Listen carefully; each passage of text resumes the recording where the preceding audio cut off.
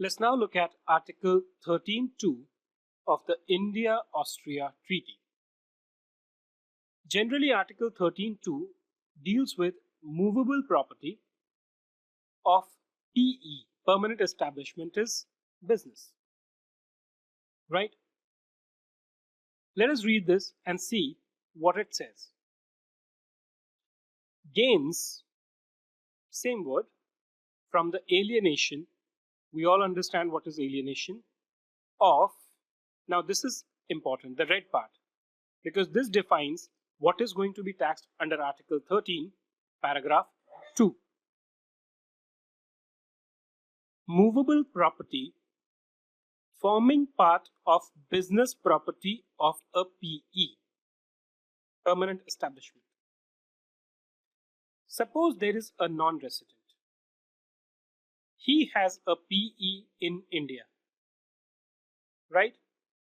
So if there is a movable property which forms part of business property of a PE.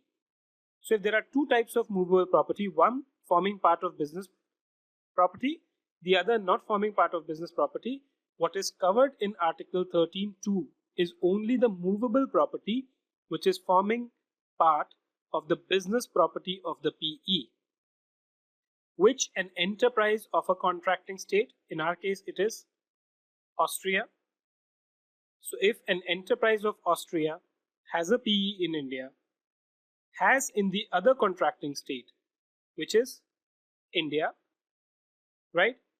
So if there are any gains from the alienation of movable property which forms part of business property of the PE, which an enterprise of Austria has in India, or of movable property pertaining to fixed base available to a resident of a contracting state in the other contracting state. Now, whenever this fixed base come in, it is in reference to the independent personal services.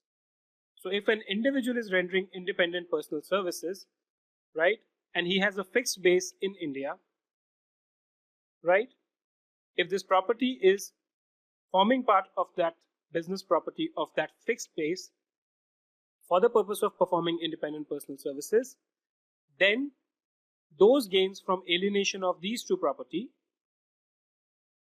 are covered under Article 13.2, including such gains from the alienation of such a PE or alone or with the whole enterprise or of such fixed base may be taxed in that other state.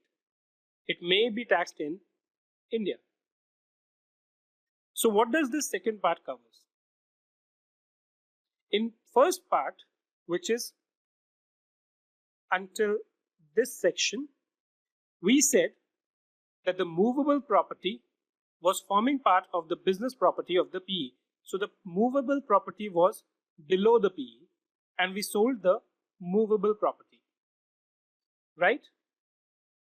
In the second part, we said alienation of such PE, which means if this non-resident actually sold the PE and along with the PE, the movable property was sold, then that is also covered here.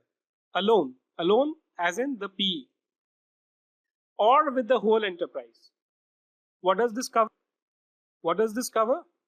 It means that this non-resident company, right? If this non-resident company is sold, which has a PE in India, which has an immovable property. So situation 1, the movable property was sold. 2, the PE was sold. 3, the enterprise completely, which had a PE in India, was sold.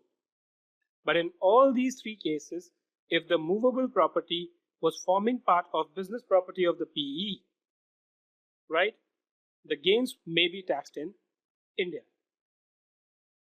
However, if the movable property does not form part of the business property of the PE, it is not taxable under Article 13.2, but it will be taxable under the residuary article, which could be Article 13.6 or 13.5, as the case may be.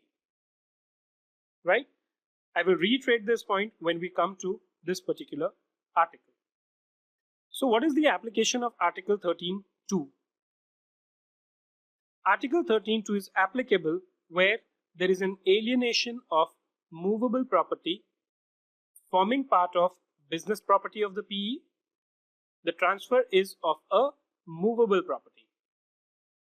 Or alienation of the PE itself along with such movable property, or alienation of the whole enterprise along with the movable property forming part of the business property of a PE.